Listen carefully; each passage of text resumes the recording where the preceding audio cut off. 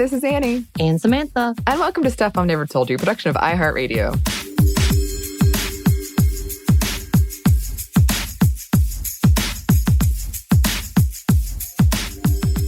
And welcome to Women Around the World. This month of July, is actually Disability Pride Month.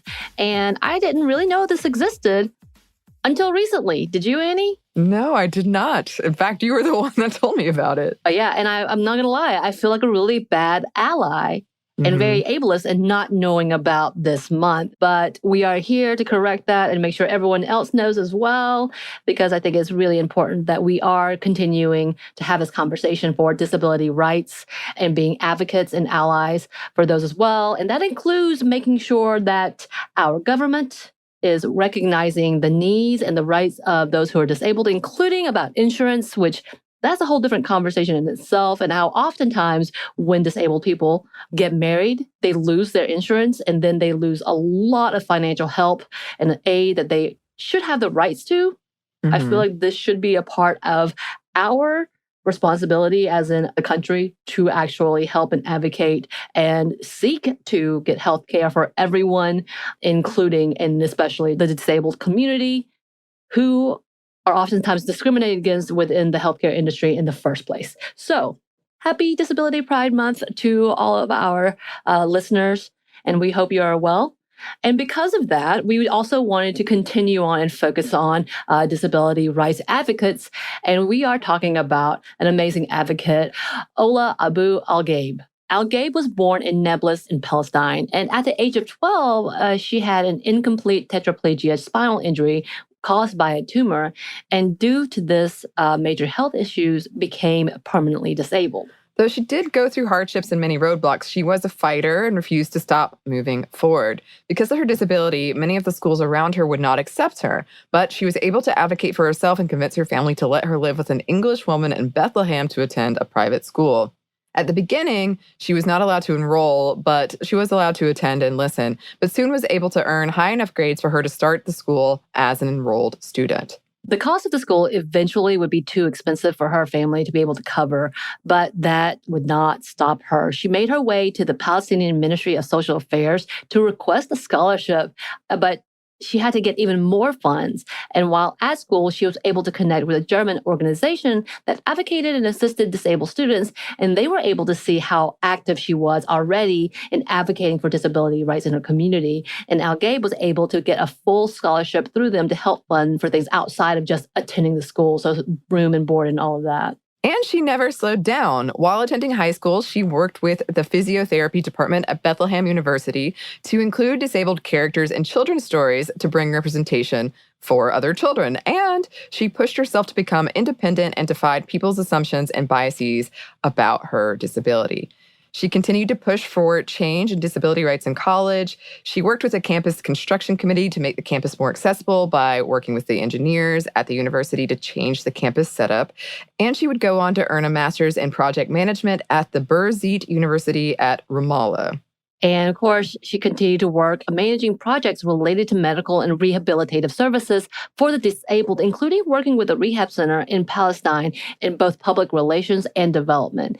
And she didn't just stop at buildings and policies, but also with cars and teaching herself how to drive when she was able to advocate in getting a vehicle specifically geared for her. She even met with a former Palestinian president to get her license because she was initially refused. So she worked. Yeah. And got that. I mean, that's amazing. Yes. And her experiences have continued to push her to become the fierce advocate that she is today. She has used her own wins and challenges to fight for the disabled women in the Middle East. With almost 20 years of experience, she continues to use her expertise in international development and inclusive social policies for people with disabilities.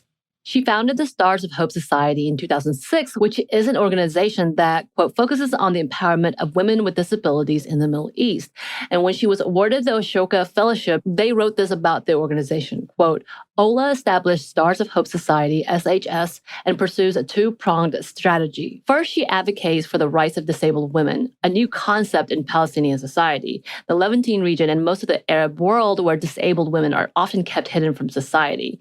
Second, she provides direct direct individual services and training to empower disabled women to become active members in their communities. Ola arranges and mobilizes disabled women by providing them with necessary skills such as negotiation, presentation, and communication skills, in addition to counseling, medical, and rehabilitation services. To create awareness and educate society, Ola developed a national advocacy campaign that highlights discrimination against disabled women and demonstrates their potential. But this is just one of the many organizations she is deeply involved in. She is the director of global influencing and research at Leonard Cheshire, which is an organization that supports individuals with disabilities in living their best lives and advocating for their rights and independence. Al Ghaib also is vice chairing the International Disability and Development Consortium and representing them on the policy board of the UN Partnership for the Rights of Persons with Disabilities. And in 2019, she was appointed the manager of the Technical Secretariat of the UN Partnership of Persons with Disabilities. That is quite a mouthful, but that's how you know it's impressive. It's true. And yeah, she's someone who is not slowing down in any way to fight for equality and equity for women with disabilities. And yeah, continues to show and to ensure disabled women are more visible and that they are empowered. Her record alone is impressive. Her continued work, her fight from childhood to now. Yeah. It's phenomenal. I could not imagine trying to hunt down a president. Yes. Because I couldn't get a license. That tenacity alone, it shows how amazing of a woman she really is, and she continues to push. And being able to do this internationally, like she is a phenomenal individual, making sure that change happens is beautiful. I love it. Yes, yes. This is one of our favorite things, these stories like this. And if there is someone we should be covering in this segment, we would love to hear about them. You can send your suggestions to our email, which is stuffmediamomstuff@iheartmedia.com. You can find us on Twitter at MomStuffPodcast or on Instagram at Stuff I've Never Told You. Thanks as always to our super producer, Christina. Thank you. And thanks to you for listening. Stuff I've Never Told You is a production of iHeartRadio. For more podcasts from iHeartRadio, visit the iHeartRadio app, Apple Podcasts, or wherever you listen to your favorite shows.